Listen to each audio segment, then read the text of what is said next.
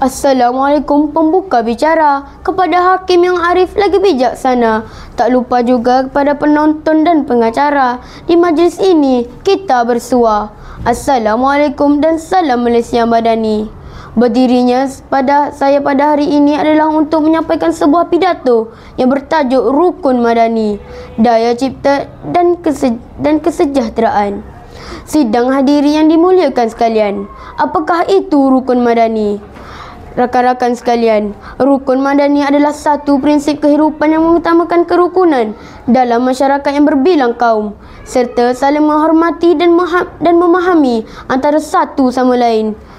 Malaysia merupakan negara yang kaya dengan kepelbagaian etnik, agama dan budaya. Rukun madani amat penting untuk mengekalkan kedamaian dan keharmonian. Malaysia terdiri daripada pelbagai kaum seperti Melayu, Cina, India dan banyak lagi suku kaum asli yang mempunyai tradisi dan kepercayaan masing-masing. Kerukunan dan saling menghormati inilah yang menjadi asas untuk membina masyarakat yang stabil dan damai. Hadirin yang saya hormati sekalian, saya ingin mengajak semua untuk berfikir mengenai dua aspek yang penting dan yang saling berkaitan, iaitu daya cipta dan kesejahteraan. Daya cipta di sini bukan sahaja merujuk kepada kebolehan menghasilkan sesuatu yang baru, tetapi juga merangkumi kreativiti, inovasi dan juga kemampuan menyelesaikan masalah dengan cara yang unik. Kesejahteraan pula merujuk kepada keadaan di mana individu dan masyarakat berada dalam keadaan yang baik, sehat dan sejahtera. Daya cipta memainkan peranan yang sangat penting dalam mencapai kesejahteraan. Dengan semangat daya cipta, kita dapat membangunkan ekonomi dengan ciptaan produk, perkhidmatan dan teknologi yang baru yang dapat meningkatkan pendapatan dan peluang pekerjaan. Daya cipta juga dapat meningkatkan kualiti hidup dengan menghasilkan inovasi yang memudahkan kehidupan, meningkatkan kesihatan dan memberikan lebih banyak pilihan kepada masyarakat. Di samping itu, daya cipta juga mendorong perubahan positif dalam budaya, memperluaskan pemikiran dan menggalakkan pembelajaran sepanjang hayat. Di sekolah-sekolah, rakan-rakan kita berpeluang untuk mengembangkan daya cipta melalui pelbagai mata pelajaran dan aktiviti kurikulum. Hadirin yang saya hormati sekalian, selain daya cipta, aspek yang tidak kurang penting dalam rukun madani adalah kesejahteraan. Kesejahteraan bukan hanya merujuk kepada kekayaan, tetapi juga kepada kualiti hidup yang merangkumi kesihatan, pendidikan yang berkualiti, peluang yang adil, serta persekitaran yang selamat dan nyaman bagi setiap rakyat. Malaysia sebagai sebuah negara yang mengamalkan prinsip rukun negara, berusaha untuk memastikan kesejahteraan rakyatnya tanpa mengira bangsa, agama atau latar belakang.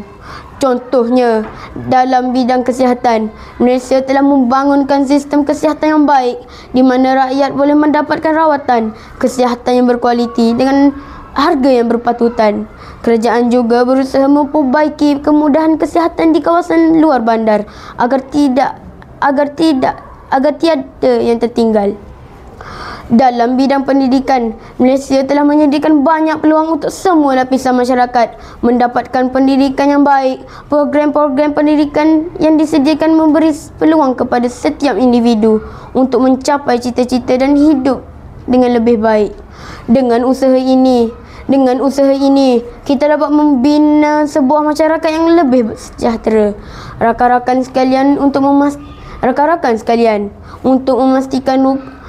memastikan rukun madani ini dapat terwujud, kerjasama yang erat antara kerajaan, masyarakat dan sektor swasta sangat perlu. Ini adalah usaha bersama yang perlu terus diperkukuhkan. Setiap individu, tidak kira pelajar, pekerja atau warga negara, memainkan peranan penting dalam menjaga kerukunan dan mencipta inovasi untuk kesejahteraan bersama. Hadirin yang saya hormati sekalian, sebelum saya mengundurkan diri, sekali lagi saya ingin menyeru kepada rakan-rakan sekalian, marilah kita berusaha untuk menjadi generasi yang membawa rukun madani dalam kehidupan kita. Kita perlu hidup dengan penuh rasa hormat dan saling bekerjasama, memanfaatkan daya cipta kita untuk kemajuan negara dan berusaha mencapai kesejahteraan untuk semua lapisan masyarakat.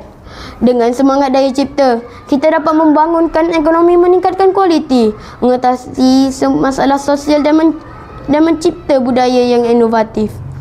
Marilah kita tunjukkan bahawa kita adalah generasi yang tidak hanya cermelang dalam akademik, tetapi juga bijaksana dalam tindakan, penuh kasih sayang dan peduli terhadap sesama kita.